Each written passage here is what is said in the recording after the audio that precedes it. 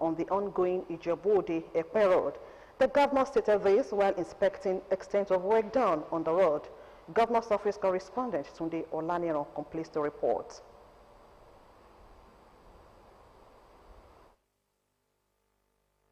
Where we are standing right now, there's a bus culvert under construction. This is 1.5 by 1.52 cells. This is one of the several, about 17 of this. This is the smallest. But down the road, I have a feeling we are still going to discover more. In February 2020, the almost 15-kilometer Ijebu-Ode-Ekpe Road was flagged off by the governor of Ogun State, Prince Dapo Abiodun. 5 months after the flag-off, work has been on high tempo on that road, with which the governor was well pleased. Here was sometime around the last week in May, and then the binder course was being applied to this road. That's the asphalt binder course was being applied. Since then, the pandemic has disturbed the pace of work, expectedly so. So it slowed down the pace of work. Otherwise, the progress of work should have been far more than what we are seeing today. But on top of that, the rains have since come, and with the rains, as explained by the engineers, there's very little or no asphalt work that can be done. Also, the rains also are affecting any earth work because it continues to cause erosion. So what they are concentrating on is to do as much concrete work as possible, which is by way of the bridges and the box culverts, one of which we're standing in front of, and that will continue. There are about 17 of these that are meant to be constructed along the course of this road, this 14.5 kilometer, almost 15 kilometer road. And they're saying likely there may be 2-3 additional more. Like Engineer Kisa had mentioned, this road is meant to be a 5-lane road, but in some places it will extend to 10-15 lanes around the toll areas. He said the road will not only reduce the time spent by motorists, it will also trigger economic prosperity in that corridor. And the idea is to ensure that this road provides a good evacuation for people coming from the Ijebu-Ode area, for people coming from the midwestern part of this country, going to Lagos, and it continues to be an alternative road to Lagos-Ibadan Expressway, particularly for those that are accessing the Lagos Island, you know, Lekki part of Lagos. But for us in Ogun State, this opportunity that this road creates for us is that it allows us to further open up this area for industrial purposes, because this now becomes another evacuation corridor into the Lekki area, where you will have the Lekki Petri, you have the Dangote refinery, you have the new port coming up. So this is another industrial corridor, and we began to receive a lot of expressions of interest and desire and application for land, for industrial land, industrial estates, trailer parks, and so on and so forth on this road. So that we are very excited about, because that immediately provides employment opportunity for our people. So Prince Dapo Abiodun promised that everything humanly possible will be done to ensure that the people of the area will not suffer during the road construction. Commuters in the area could not hide their pleasure as they unreservedly expressed their support for the current administration in Ogun State.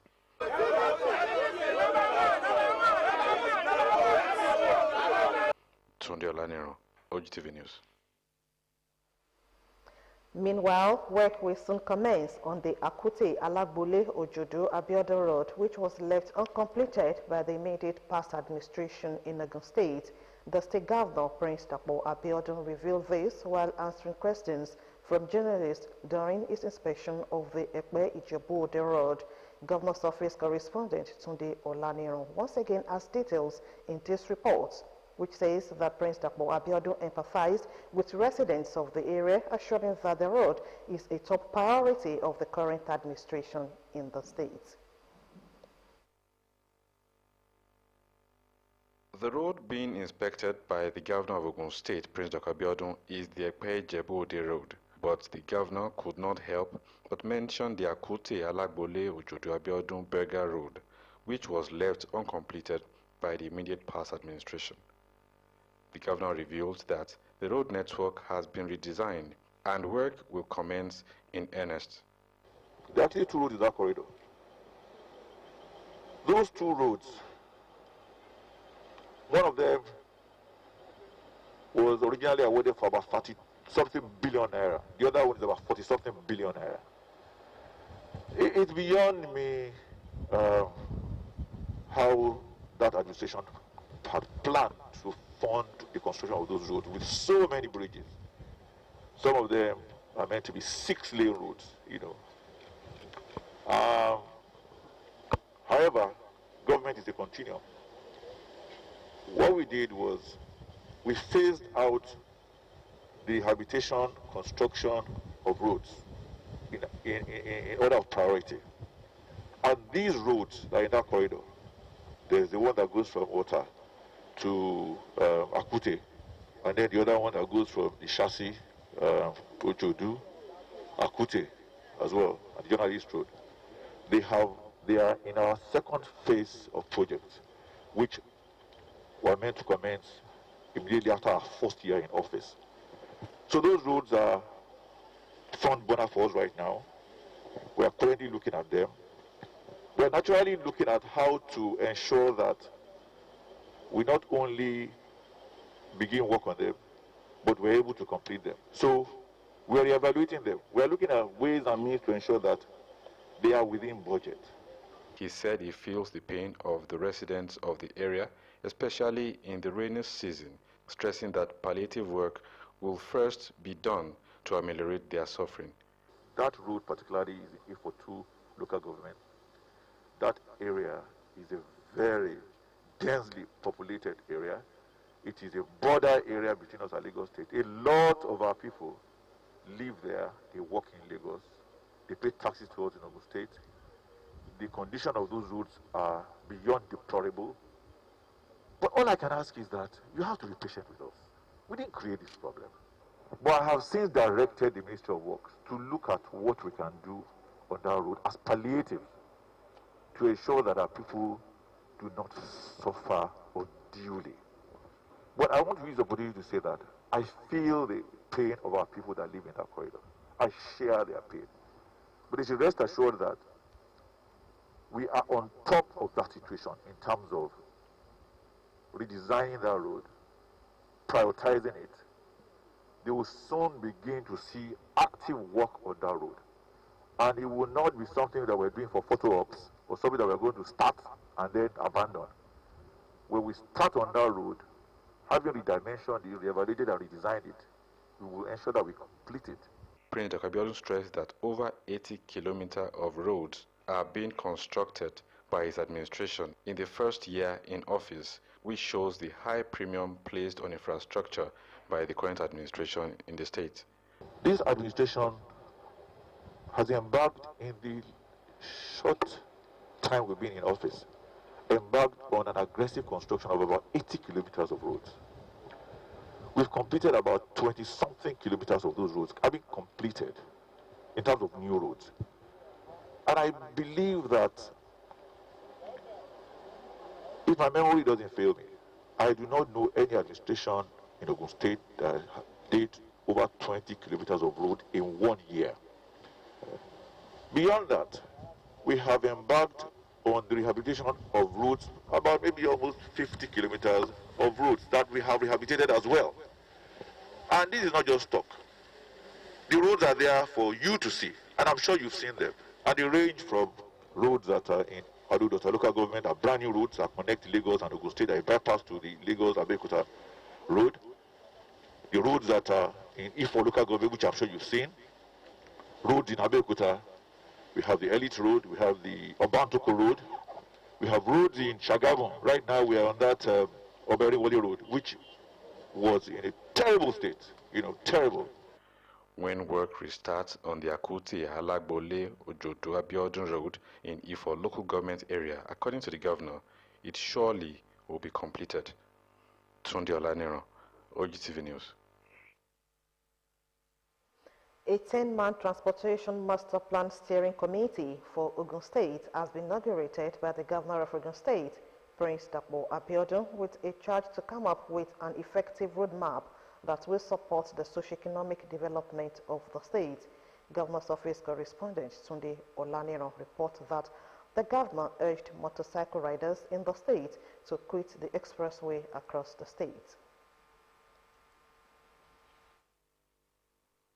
Effective transportation of goods and services is a key factor in the ease of doing business of any nation or subnational. As a state that is serious about climbing up in the ease of doing business ranking, this necessitates the upgrade of erstwhile Bureau of Transportation into a full-fledged Ministry of Transportation, and now the inauguration of the Ogun State Transportation Master Plan Steering Committee. Management of the transportation sector in Ogun State is no longer and almost focus on the administration of transport unions. It is now a strategic function that properly situates and integrates transportation as an integral part of our administration's overall development of our dear state. The governor of Ogun State, Prince Dr. Abiodun, notes that availability of infrastructure alone is not enough, as there must be a good administration of the transportation sector. We have to ensure that the Transport Master Plan produced is consistent with the policies, aims, and goals of this administration. We have to ensure the plan is delivered on time and it addresses the practical needs of our dear state. We have to make the case for resources necessary to satisfactorily complete this assignment. We have to support the planning process with time, provision, and access to relevant information and relevant resources to be served in the respective FDAs. We have to ensure that the interests of FDAs as it relates to the transport sector are taken into consideration during the planning process. We have to also provide the Executive Council with progress briefings from time to time. The Transportation Master Plan, according to the governor, will provide a key document to justify and support transport proposals to the national government and multilateral funding agencies. When operators were introduced, we were meant to serve the transport people from the internal roads to maybe the major roads. They were not meant to ply major roads. Worse still, they were not meant to ply highways. Today you see operators on Lagos Ibadan Expressway. I think that has to stop like yesterday. The chairman of the committee and commissioner for transportation in the state, Engineer Gbenga Dairo, promises to get the job done as soon as possible. Not surprising that transportation is critical and important to the socio-economic development of any community, state, region, or even country. And it is because of that importance that His Excellency has initiated, inaugurated this committee to begin to look at the ways in which we can begin to address the one or two challenges that we face in our state. The committee has 12 weeks for the assignment. Tunde Olaniran, Ogtv News. Still ahead in the news, President Buhari suspends 12 directors of Economic and Financial Crimes Commission. More news and reports in part 2 of the news. Don't go away. Happy birthday to you. To a quintessential leader, Aremo Olusegun Oshoba at 81. Your journey through life this past 81 years has been strewn with honor, dignity, sacrifice, selflessness, and dedication to worthy causes. We are so very proud of your uncommon pedigree as a thoroughbred reporter, editor, administrator, astute politician, and statesman. We cherish your wealth of experience, exemplary leadership, and the rich heritage that you have bequeathed to us in the Gateway State. At a time like this, we cannot but celebrate your unwavering commitment to participatory democracy, which has over time helped to build strong institutions in the country. On behalf of the good people of Ogun State, my family, party stalwarts, and faithful, I wish you many happy returns in good and perfect health, Baba. Igba Odun Odukonisa. Announcer, Prince Dapo Abiodun, MFR, the Governor of Ogun State.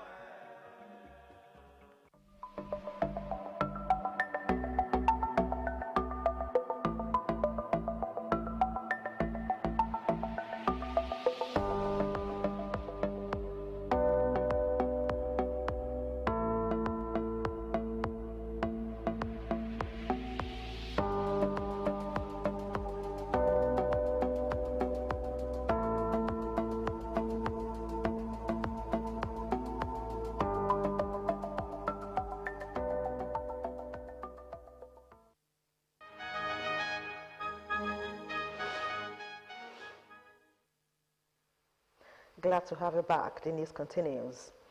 The 2020 wet season rice production and input distribution for 1,165 rice value chain beneficiaries has been flagged off in Ijebu-Ode, performing the flag-off ceremony for farmers under the Rice Farmers Association of Nigeria, Central Bank of Nigeria, and Ogun State Anchor Borrowers Program on behalf of the Governor. Commissioner for Agriculture, Dr. Adiola Otedino, assured of continuous support for all farmers to achieve the state's agenda on food security. Matthew Shoumi completes the report. Events like this, which has become the hallmark of the deliberate focus of the current administration in Ogun State on agricultural opportunities aimed at supporting farmers and value chain actors, are part of the resolve to achieve industrialization and create jobs for the youth, as rice farmers are being provided with all they need in order to achieve bountiful yields at the beginning of the planting season.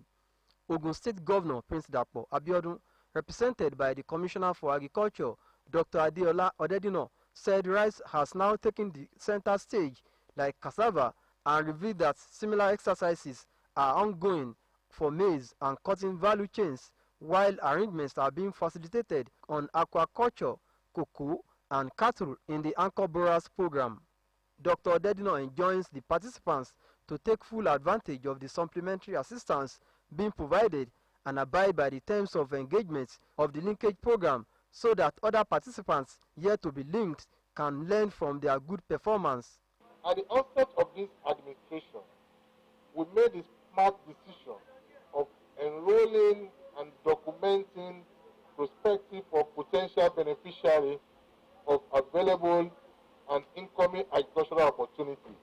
Ogun State government will continue to link prospective job seekers and current farmers to opportunity in the agricultural sector, including those being provided by Ogun State government. Commissioner for Agriculture, represented by the Permanent Secretary, Dr. Dotun Shorunke, says the efforts of the state has put the state on the right track to become the food basket of the nation. The present administration believes agriculture is one of the pivot upon which the economy of Abia State can stand.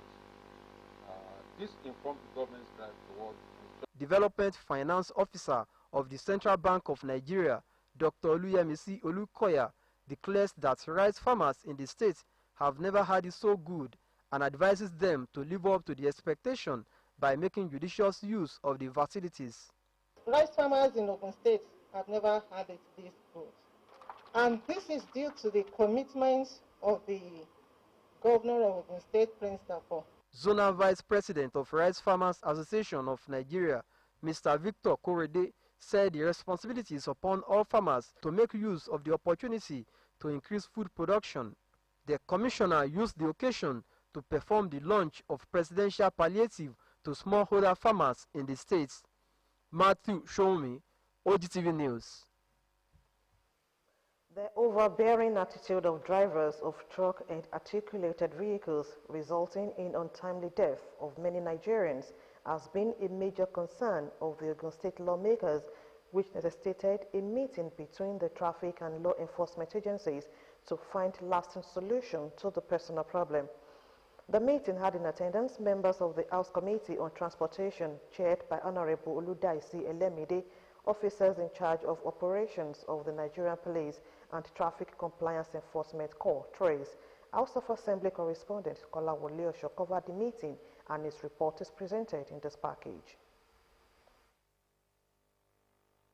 On Thursday night of July 2020, member representing Odeda State Constituency and Chairman House Committee on Transportation, Ogun State House of Assembly, Honorable Oludaisi Elemide, brought to the notice of the House the recklessness of drivers of heavy-duty vehicles plying Yano Mortuary Ogtv Ajebo Road and other parts of the state, which necessitated the meeting. During the meeting, Honorable Elemide was of the opinion that speed limit device and the enforcement of traffic laws, most especially on the articulated vehicle drivers, are imperative. In our trace law, the state law, we discovered that there are some omissions or we need amendments. Because oftentimes when accidents happen the drivers will bolt away. And it's like we don't have real grip on the law to punish errant drivers, thereby leaving the owner of the truck at the mercy of whatever.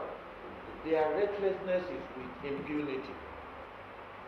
Like we want to say all these articulated vehicles must be fixed with speed limits. Officer in charge of operations, Nigeria Police, Ogun State Command, ACP Muideen Obi, submitted that law has to take its course, saying that the drivers need enlightenment, noting that the issue needs multifaceted approach. Most of the drivers you see today could hardly decipher anything. They understand nothing. Life means nothing to them. And with that, we need constant advocacy, education. Go to the road and you see artificial headlamp on the vehicles, which poses danger to other road users. In a submission, Trace Commandant Sheni Ogunyemi says government should consider Road Safety Trust Fund to assist it in the area of road maintenance. We have identified 12 major corridors in Ogun State and the prone accident areas, and everything stated in the table of calendar given to everybody. Enforcement at times is so difficult because of institutional failures. There are so many things. Here also, funding is very germane. And traffic management is dynamic in nature and would be capital intensive to maintain. Let us have a road safety trust fund to assist the government. Similarly, the 7th session of Committee on Public Accounts and Anti-Corruption, chaired by Honorable Musefiu Lamidi, played host to the management of the Olabisi Onabanjo University Teaching Hospital, Shagamu, to defend Auditor's General Report on 2018 and 2019 financial reports. Observing some shortcomings in the financial reports, the management of the hospital was given 3 weeks to present some documents which would guide the committee in its work. President Muhammadu Buhari has presided over the 8th Virtual Federal Executive Council meeting held at the Council Chambers of the State House in Abuja, the nation's capital. The President, during the weekly meeting, honored the former Minister of Works, Major General John Obada, retired, with a minute silence. In attendance was the Vice President, Yemi Oshibajo, Secretary to the Government of the Federation, Boss Mustafa, Chief of Staff to the President, Ibrahim Gambari, National Security Advisor, Major General Babagana Mangana, retired. 9 ministers physically attended the meeting: Lai Mohammed, Information and Culture; Zainab Ahmed, Finance, Budget and National Planning; Minister of State Budget and National Planning, Clement Agba; Abubakar Malami, AGF; Rotimi Amechi, Transportation; Minister of State for Education, Chukwuemeka Wajuba; Minister of Environment, Muhammad Mahmoud; Minister of Humanitarian Affairs, Disaster Management and Social Development, Ajia Sadiya Umar Farouk; and the Minister of Water Resources, Suleiman Adamo. Head of the Civil Service of the Federation, Dr. Folashade Yemieson, and other ministers participated virtually. The late Minister of Works died on June 13, 2020 at the age of 51 after a brief illness. Major General John Obada retired, acted as Chief of Air Staff from 1970 to 1971, was Federal Commissioner for Works and a member of the Supreme Military Council. Until his death, he was the Chairman, Board of Trustees of the Yoruba Progress Union, the apex socio-cultural body for the Yoruba nation. President Muhammadu Buhari has ordered the suspension of 12 directors of the Economic and Financial Crimes Commission. Also affected was the Commission Secretary Olaonipekun Olukayode. The order was handed down on Friday following a request by the Presidential Panel investigating the allegations of graft and misconduct against the former EFCC acting chairman Ibrahim Mago. It was learned that the directors were directed by the Attorney General of the Federation, Abubakar Malami San, to proceed on suspension on Tuesday in compliance with the presidential order. A source said the panel actually requested the suspension of all the directors of the EFCC to go to enable the panel members to carry out a thorough investigation into the activities of the commission. Following the request, the president asked the AGF to direct the directors and other senior officials to proceed on suspension immediately. The officials were informed on Tuesday. Meanwhile, the suspended acting chairman of the Economic and Financial Crimes Commission, Ibrahim Magu, has been released from police custody after 10 days in detention. Magu was arrested on July 6, 2020, amid allegations of corruption and is facing the Justice Ayo Salami-led presidential panel. The suspended EFCC boss was accused of being unable to account for the interest accrued to recovered funds of about 550 billion naira. The National Assembly Joint Committee on Nigeria Delta Affairs have dismissed the management team of the Nigeria Delta Development Commission from a budget defense session over discrepancies in the accounting records. The Interim Management Committee of the NDDC, led by the Managing Director, Daniel Poride, had appeared before the joint panel to defend the agency's 2019 budget performance and the proposals for the 2020 fiscal year. Trouble, however, started when the committee queried the balance of 40 billion naira in the agency's 2019 budget, which was carried forward to 2020. Pandry had, in his presentation, submitted that the Commission received 305.5 billion naira as revenue in 2019 and spent 122 billion naira from the account. He said the agency was left with a balance of 83.2 billion naira. The chairman, House of Representatives Committee on NDDC, Olubumi Tujiojo, however, the 2019 budget report of the Commission. The race for who becomes the next Director General of the World Trade Organization enters a new phase this week as 8 candidates from 4 continents appear before WTO members to share their visions. Following the nomination stage, which closed on July 8, the 5 male and 3 female candidates will, from July 15 to 17, present themselves to members of the 164 states that comprise the WTO. Interestingly, Nigeria, one of the founding members of the International Trade Negotiation and Dispute Settlement Body, established on January 1, 1995, is also fielding its former Finance and Foreign Affairs Minister, Ngozi Okonjo-Iweala, as a replacement for the incumbent DG, Roberto Azevedo, who steps down on August 31, 2020. The relationship between the Ministry of Labour and National Assembly was seen on Wednesday when the representative of the Minister of Labour, Chris Ngige, clashed with members of the Senate Committee on Banking, Insurance and Other Financial Institutions at a public hearing. The public hearing is on Banks and Other Financial Institutions Act Cap B3 LFN 2004 and Electronic Transaction Bill 2020. Trouble started when the Director of Productivity and Labour Standards in the ministry, Iyiwomi Neborago, who represented the minister, was invited to make comments on the bill. It caused a stir when he demanded the suspension of both the public hearing and the pending when the Senate committee would formally invite the ministry and send a copy to the draft bill to it. Neborago argued that being a major stakeholder, the ministry was not carried along in the public hearing, but decided to send a representative when it stumbled on the information in the media. He said the ministry must know how the bill would affect workers' interests. It therefore said the Senate panel should either step down further actions on the bill or expunge aspects that would affect workers' interests. The submissions of the ministry did not go down well with the panel, who insisted that the legislative process on the bill would continue. The chairman of the panel, Senator Ubasani, warned the ministry against dictating to the National Assembly how to carry out its business. The Senate on Wednesday asked the President, Muhammadu Buhari, to direct the Federal Ministry of Labour and Productivity to set up a committee to review the age limit for job seekers in the country to allow competent applicants to be employed by the ministries, departments, and agencies of government.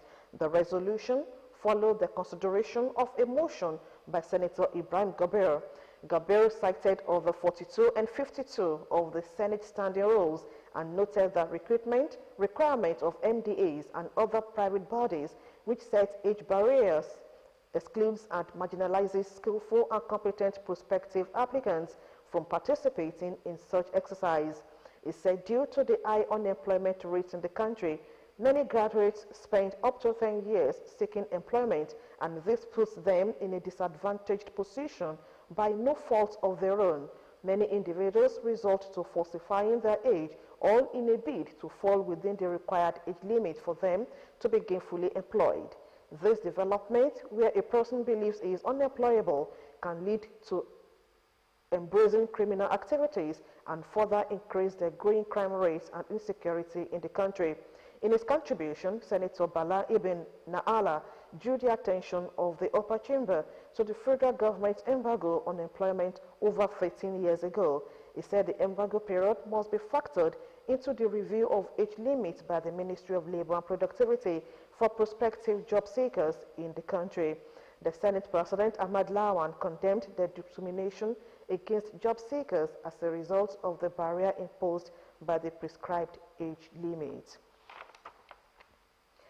Former Governor of Ogun State, Chief Olusegun Oshoba, was born on the 15th of July, 1939. Today, Chief Oshoba clocks 81. In this report, Peter Falomo chronicles the life and the career of the political icon, successful journalist and administrator, and his contributions to the nation's socio-economic and political growth, and particularly Ogun State. This report. On 15th of July 1939, a child was born to the family of Mr. and Mrs. Jonathan Babatunde Oshoba, named Olusegun Oshoba, at an Egba settlement in Oshogbo, in the then Western region. On the return of his parents from Oshogbo, the young Olusegun Oshoba attended Methodist Boys High School, Lagos, after which he obtained a diploma in journalism at the University of Lagos. The brilliant Olusegun later went for a one-year course in the United Kingdom on a scholarship of the Commonwealth Press Union in 1967. In 1969, Segun traveled to the United States of America, where he acquired additional knowledge in journalism at Indiana University. In 1974, he won a feather of the Nieman Fellowship Award of Journalism at postgraduate study in Harvard University, thus becoming the first Nigerian to have won the prestigious award.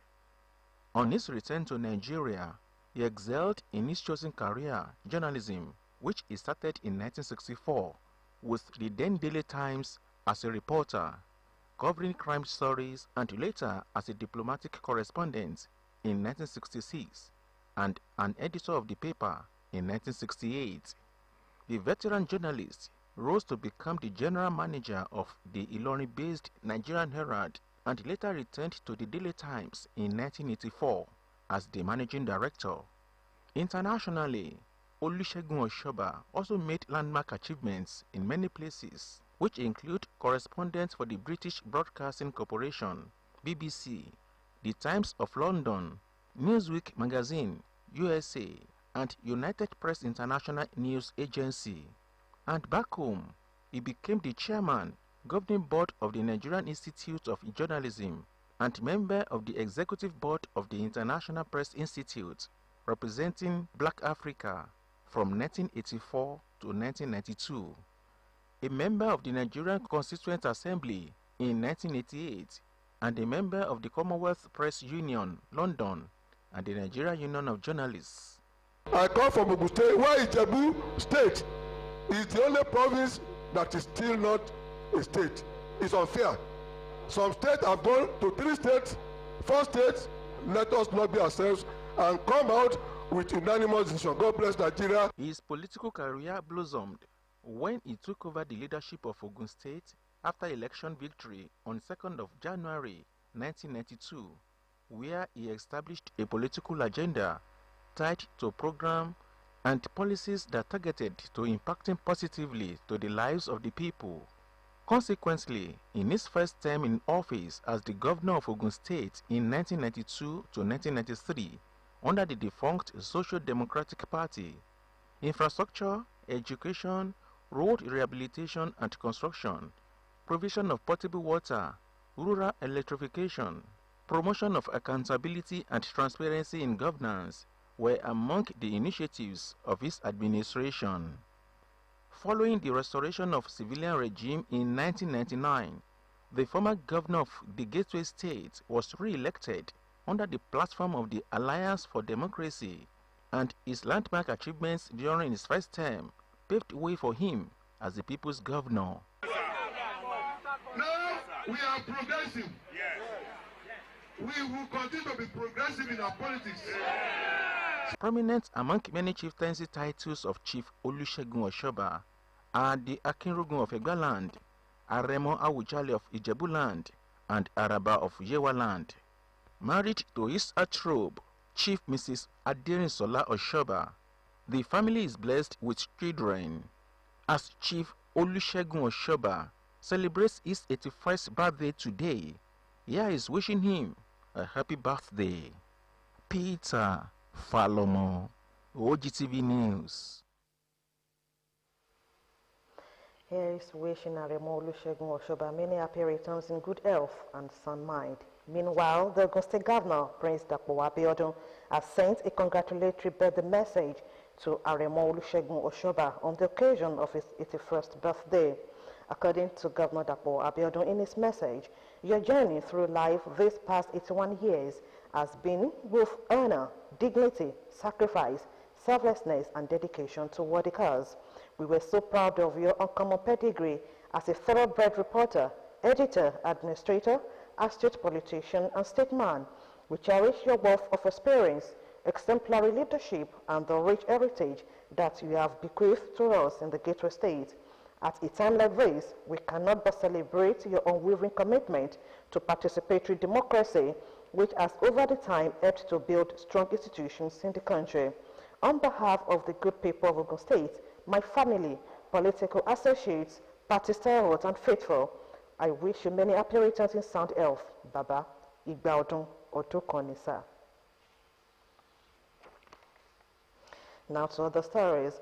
The management of Moshood Abiola Polytechnic Abeokuta has announced the commencement of processing of post-UTME forms to all applicants seeking full-time admission into all national diploma programs of the institution for the 2020-2021 academic session.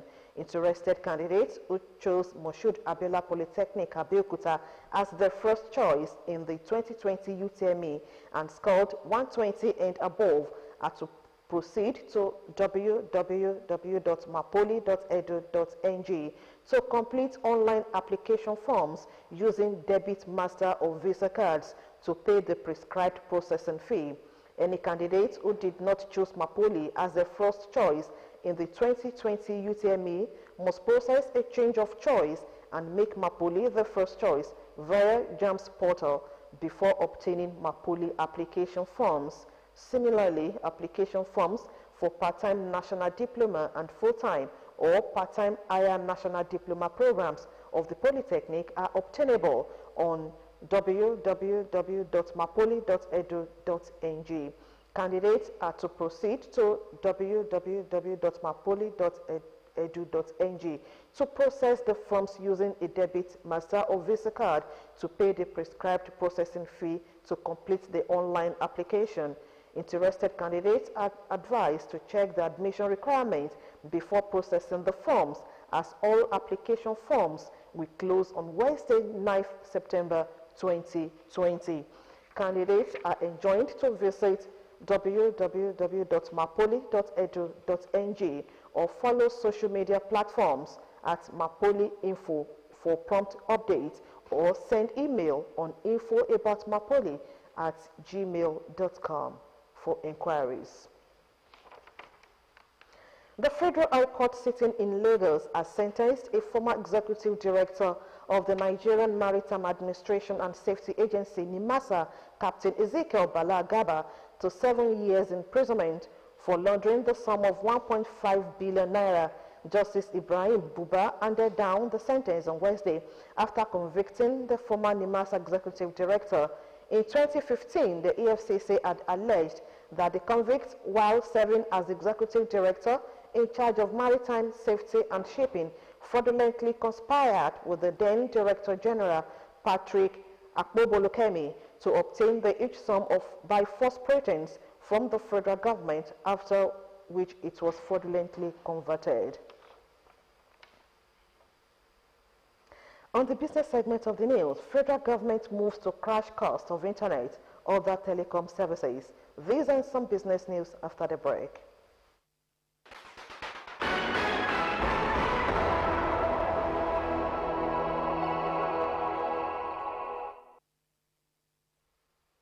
Welcome to the business segment of the news. The Minister of Communications and Digital Economy, Mr. Issa Pantami, has said that with the steps taken so far by the federal government, prices of data and telecommunication services are expected to crash by 40%. He said the steps being taken by the federal government would attract huge local and foreign investments into the sector. He said the government had addressed two critical challenges in the telecommunication industry, particularly right-of-way charges and infrastructural protection and development. The minister disclosed this while declaring open a 5-day training program organized by the National Information Technology Development Agency for ICT reporters in Abuja. The House of Representatives on Tuesday resolved to investigate the Federal Ministry of Finance and the Central Bank of Nigeria, CBN, over extra budgetary expenditure of over $500 million from Nigerian Export Supervision Scheme Fund. The House also resolved to probe the spending of the CBN and the Ministry of Finance over another extra budgetary spending of about 700 billion naira from the same fund. The House mandated the Committee on Public Accounts to carry out the investigation and report back within 4 weeks for further legislative action. All airports across the country are now open for flight operations after about 3 months of shutdown following the outbreak of the COVID-19 pandemic. According to the resumption schedule from the Ministry of Aviation, the airports in Akwa Ibom, Edo, Kwara, and Kaduna, among others, are expected to reopen today. Last week, flight operations resumed at the airports in Lagos, Abuja, Kano, and Port Harcourt, as well as the Maiduguri and Owerri airports. At the airports, passengers were seen wearing face masks, observing social distancing, and adhering to other COVID-19 protocols. The Presidential Task Force on COVID-19 gave the go-ahead for the commencement of domestic flights following approval by the President. On July 1, the Minister of Aviation, Adi Sirika, announced that the Abuja and Lagos airports will resume domestic operations on July 8. The Kano, Port Harcourt, Owerri, and Maiduguri airports would resume on the 11th, while others will resume operations on the 15th.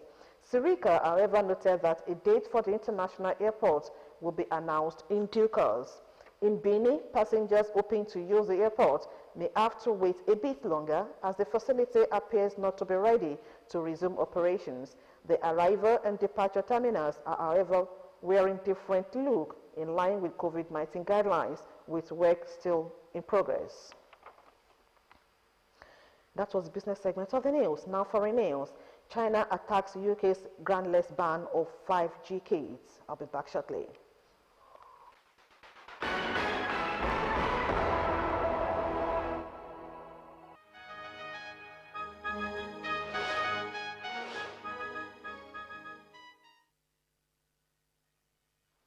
On the world today, China has attacked the United Kingdom groundless ban of 5G kits. Also,